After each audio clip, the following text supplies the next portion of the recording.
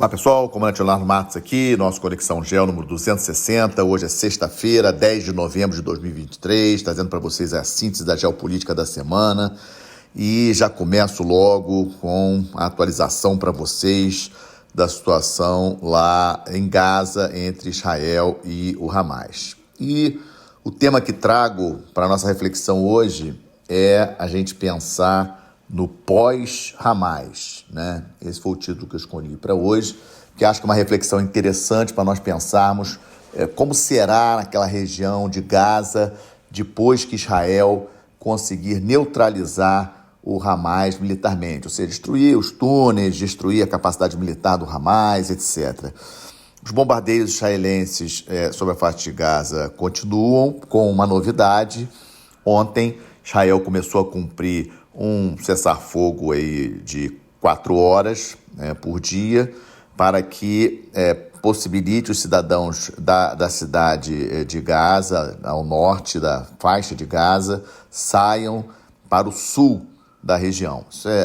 Israel já tinha pedido para eles saírem, etc. Há muita especulação de que o Hamas está impedindo a saída desses, atualmente, mais de 300 mil, que muitos já saíram efetivamente.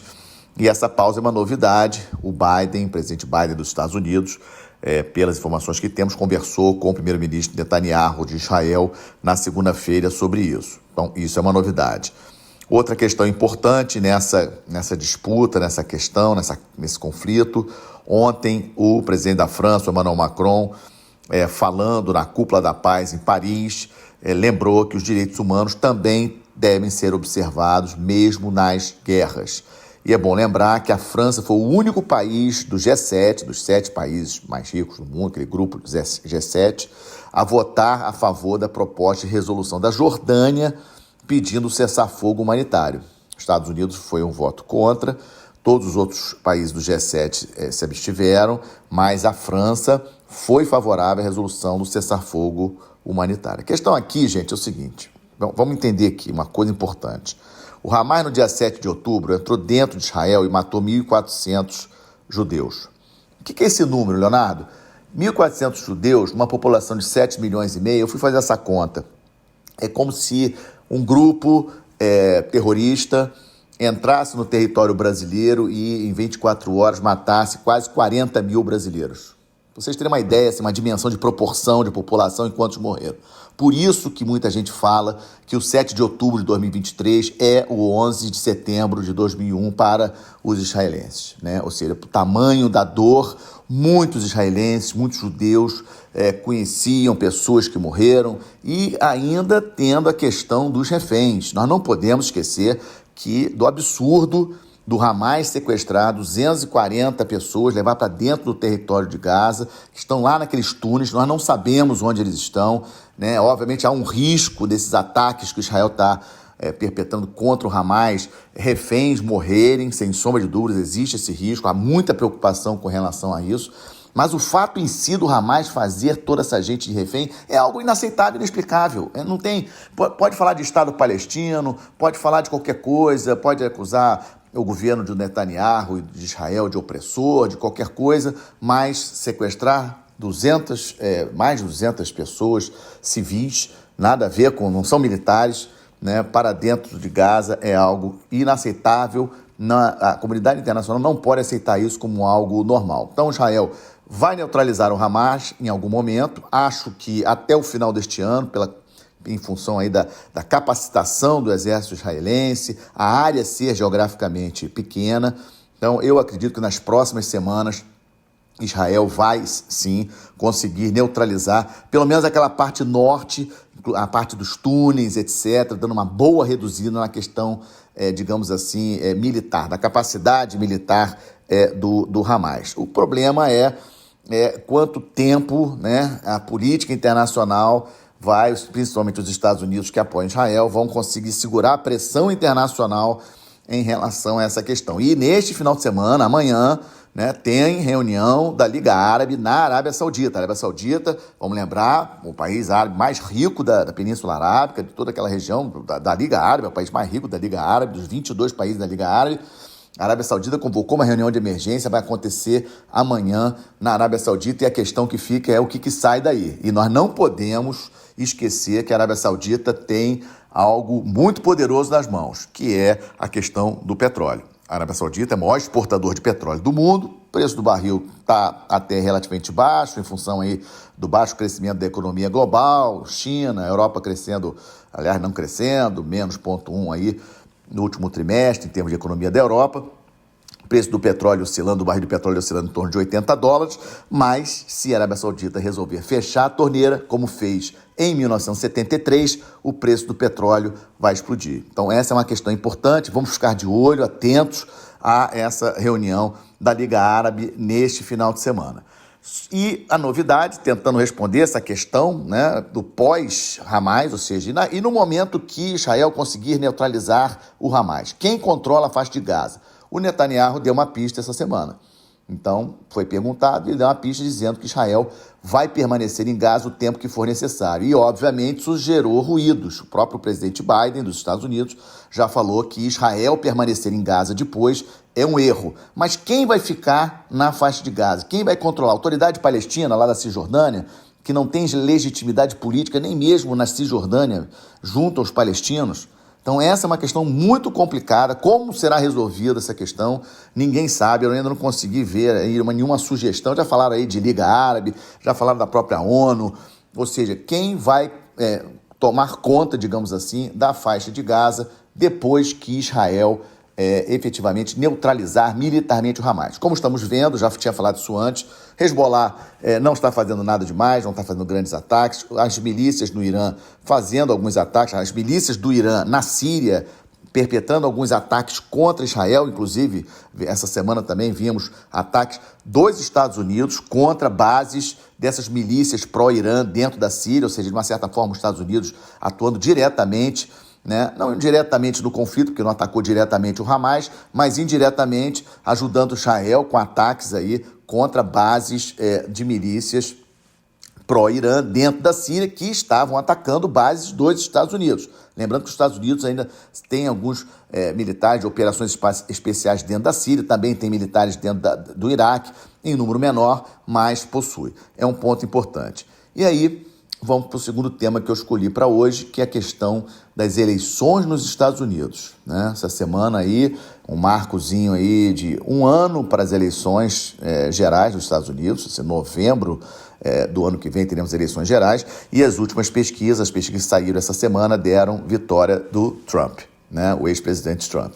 E isso, obviamente, causou muito rebuliço, tem muita gente especulando o que pode acontecer, inclusive especulando nomes para outro candidato democrata no lugar do atual presidente Biden, para tentar bater o ex-presidente Trump nas eleições, caso realmente confirme.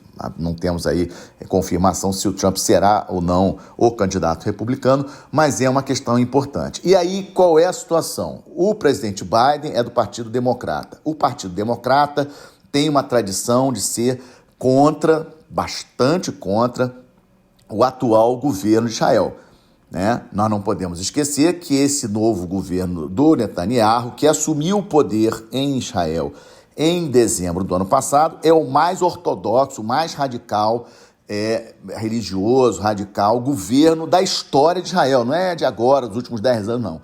Toda a história de Israel, desde 1948, esse governo atual do Netanyahu é o mais ortodoxo. Eles não acreditam, eles não querem a criação de um Estado palestino. E o Partido Democrata nas suas origens, bastante contrário a essa visão do partido e do governo atual do Netanyahu. Problema, geopoliticamente falando, Israel é o grande aliado militar dos Estados Unidos no Oriente Médio. Como é que resolve essa questão? Aí, né, colocamos aí na pauta. Ou seja, geopoliticamente, esquecendo as questões aí ideológicas que eu acho que deveria ser, etc. Em termos práticos, eu preciso de Israel ali na região. Israel é um país nuclear, Israel tem arma nuclear, é a minha referência de aliado ali na região do Oriente Médio, uma região complicadíssima. O governo do poder atualmente em Israel é contrário à visão do meu partido, eu presidente do meu partido. Como é que eu resolvo essa questão? É nisso que o Biden está agora. Ou seja, se ele afrouxar, se ele retirar, digamos assim, a força de Israel, o Hamas vai sobreviver, porque o que os Estados Unidos podem fazer? Os Estados Unidos podem efetivamente votar no Conselho de Segurança da ONU uma resolução de cessar-fogo. A hora que os Estados Unidos fizer isso, Israel vai se sentir pressionado para fazer. Não tivemos, vamos lembrar isso, não tivemos até agora, nenhuma resolução do Conselho de Segurança da ONU para um cessar-fogo, para interrupção, para negociações. Por quê? Os Estados Unidos não deixam. Se os Estados Unidos mudar de posição, teremos aí um cessar-fogo, que aí acho que Israel não peitaria uma resolução do Conselho de Segurança da ONU. Então, situação bastante complicada em relação a essa guerra. O Biden está com muita dificuldade de lidar com isso, e a gente não pode esquecer da Ucrânia. Ou seja, temos uma guerra, né? Rússia e Ucrânia, e essa guerra aqui indefinida, a gente não sabe para onde vai esse conflito. E também os Estados Unidos com um problema na mão, a Ucrânia também com um problema na mão, que é o fato do ex-presidente Trump já ter declarado que não vai fornecer armas para a Ucrânia se vencer as eleições em novembro do ano que vem. E agora? Ou seja, se o Trump vencer as eleições do ano que vem, ele diz que vai parar de fornecer armas para a Ucrânia, e se os Estados Unidos eles pararem de fornecer armas para a Ucrânia, simplesmente a Ucrânia vai ter que negociar de qualquer maneira. E aí, como é que fica a cabeça do presidente da Ucrânia nesse momento, né, do Zelensky? Ele já negocia agora com a Rússia, vai perder o território que a Rússia já conquistou, porque, com certeza, o presidente Putin da Rússia não vai negociar, ceder nada de território que atualmente a Rússia tem, território ucraniano que a Rússia hoje ocupa. Então, situação muito complicada, não é fácil, né? E quis trazer essa discussão com vocês em razão desses números dos Estados Unidos em termos de eleição. Vamos no Estamos de Olho? Estamos de olho, conflito na Ucrânia. Coloquei no Estamos de Olho, até para eu poder falar especificamente dessa questão das eleições dos Estados Unidos, na segunda parte do nosso Conexão de hoje.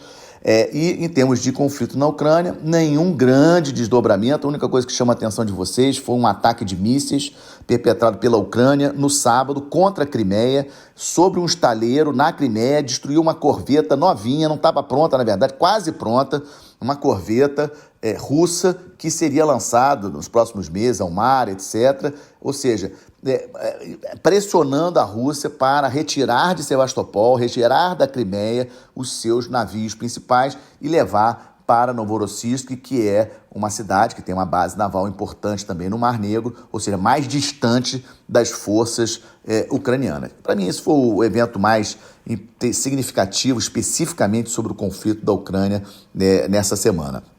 Vamos falar de instabilidades sul-americanas? Instabilidades sul-americanas, aquele tal do plebiscito que a Venezuela vai fazer no dia 3 de dezembro. O que mudou? O que evoluiu? Evoluiu que na segunda-feira, dia 6, o ministro da Defesa, eu incentivo vocês a procurar esse vídeo na internet, na YouTube, etc., ele fazendo uma campanha clara, né, claríssima, em favor do voto dos venezuelanos pela região do Essequibo, que corresponde a 60% do território da Guiana. E aí?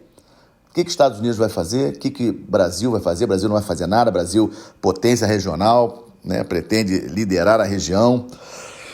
Vamos esperar ter o plebiscito do dia 3 de dezembro, ter a votação aí, provavelmente maciça, dizendo que a Venezuela tem sim, pelos venezuelanos, a Venezuela tem sim direito àqueles 60% do território da Guiana. E um detalhe, dentro desse 60% do território da Guiana, essa região do Essequibo, a parte marítima desse território, petróleo. E petróleo sendo explorado principalmente por quem? ExxonMobil, uma empresa norte-americana. Então, essa é a grande questão, estamos de olho. Outra questão que estamos de olho, estamos acompanhando as eleições na Argentina, virada nas pesquisas. Essa semana tivemos aí, na média dos institutos de pesquisa, diferente da semana passada, o candidato Milei, da direita, ultrapassando o Sérgio Massa, que é o candidato do governo atual da Argentina, ou seja, com uma perspectiva aí de vitória do Milei nas eleições do dia 19. Vamos seguir de olho, vamos seguir acompanhando. As eleições ocorrerão no outro final de semana, não é neste final de semana, mas a média das pesquisas dessa semana já apontam vitória do Milei.